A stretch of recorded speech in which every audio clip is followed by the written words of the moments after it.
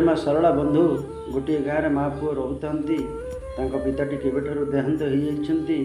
ଗରିବ ମାଟି ପିଲାଟିକୁ ଯେତେବେଳେ ଦୋକାନ ପଠାଏ 5 ଟଙ୍କା 2 ଟଙ୍କା 3 ଟଙ୍କା ଦେଇକରି ହାତରେ ପଠାଏ। ଆଳୁ 250 ପାଇଁ ମଧ୍ୟ ପଇସା ଅଣ୍ଟେ ନାହିଁ।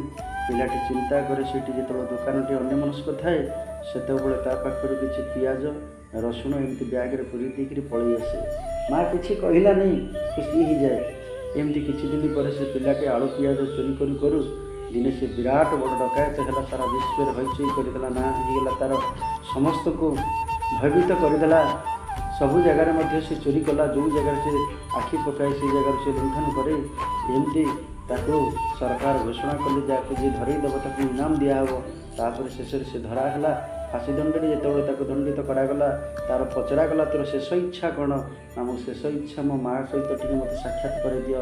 ମାଆଙ୍କ ସହିତ ଯେତେବେଳେ ସାକ୍ଷାତ କରେଇଦେଲେ, ମାଆକୁ ଡାକିଲା, କହିଲା ମା ମୋ ପାଖକୁ ଟିକେ ତୋ କାନରେ କିଛି କଥା କହିବି। ଯେତେବେଳେ ମାଆଟି ତା କାନଟାକୁ ତା ମୁଖ ପାଖକୁ ପାଟି ପାଖକୁ ଦେଇଛି, ସେତିକିବେଳେ ତା ପୁଅଟି ତା ମାଆର କାନକୁ କାମୁଡ଼ିକରି ଛିଣ୍ଡେଇ ତଳେ ପକାଇଦେଲା। ସମସ୍ତେ ଆଶ୍ଚର୍ଯ୍ୟଚକିତ ହେଇଗଲେ ଜେଲର ମାନେ, ଇଏ କ'ଣ ହେଲା?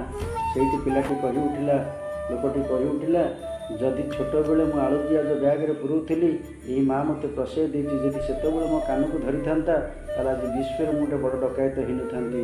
ତେଣୁକରି ଆଜି ଯେଉଁ ଫାଶୀ ଖୁଣ୍ଟକୁ ଯାଉଛି ଏଥିରେ କେବଳ ଦାୟୀ ହେଉଛି ମୋ ମା।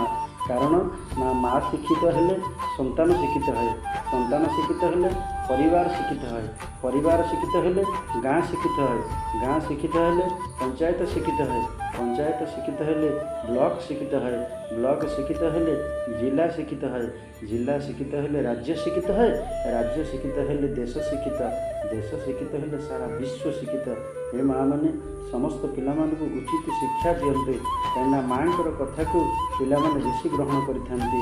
ଜୟ ମା ଶାରଳା, ଜୟ ମା ଶାରଳା, ଜୟ ମା ଶାରଳା।